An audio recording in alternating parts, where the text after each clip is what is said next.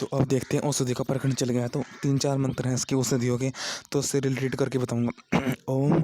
तो औषधियों में ये है कि औषधि से बल बढ़ा करके अपना बल बढ़ाएं और धर्मात्माओं का बल बढ़ाएं, जिससे कि धर्म की वृद्धि हो। तो औषधियों का सेवन करें, करना चाहिए, तो ये कह रखा है इस तरह से। परंतु औषधि भी 2 प्रकार की हैं जिनका सेवन डेली नित्य नहीं कराया जा सकता।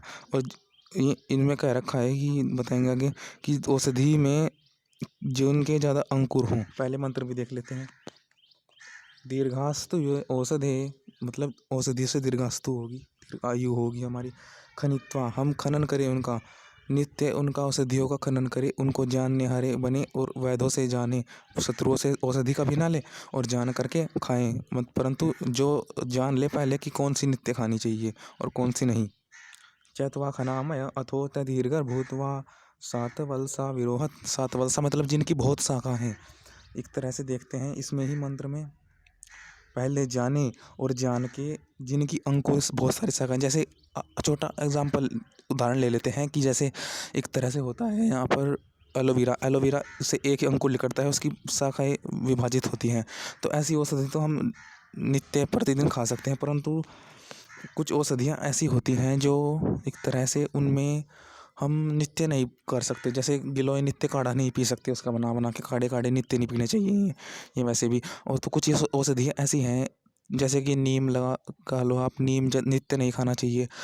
ऋतु के अनुसार, मौसम के अनुसार, अपनी अवस्था के अनुसार खाना चाहिए, नित्य नहीं। क्योंकि उनमें पेड़ ज़्यादा बड़े लंबे होते हैं, जिनमें दूध होता है, जिनमें थोड़ा बहुत दूध एक तरह से तो वे ऊंचे होते हैं, क्योंकि उनमें ज़्यादा एक तरह से जल रस नहीं है। तो उनमें रस नहीं है, तो रस ना होने के कारण उनमें थोड़ा एक तरह से मटेरियल ऐसा है, रस तो सोल्यूबल होता है एक तरह से फैट, तो हमें वो नित्य नहीं खाने चाहिए। तो नित्य के लिए तो हाँ यही है कि उससे पूछे, वैद्य जी से पूछे और एलोवेरा इत्यादि खा ले नित्य, परंतु ये जान करके ही करे। तो यही है औषधियों, तो यही है हेमोन से तुम औषधियों का सेवन करो, जान के करो, औषधियों का सेवन से दीर्घ अवस्था वाले हो। अगला मंत्र देखते हैं, आप पढ़ लेना। अगले मंत्र का भावार्थ देखते हैं। मनुष्य को चाहिए विरोधी वैद्य की, विरोधी मतलब अपने विरोधी वालों से न लो, मतलब ये एक तरह से नित्य का सेवन करने की चीज़ है औषधि, परंतु सिर्फ अच्छे धर्मात्मा वैद्य से नित्य सेवन की है। तो अगले मंत्र में ये है कि ईश्वर की प्रार्थना, सूर्य आदि जगत,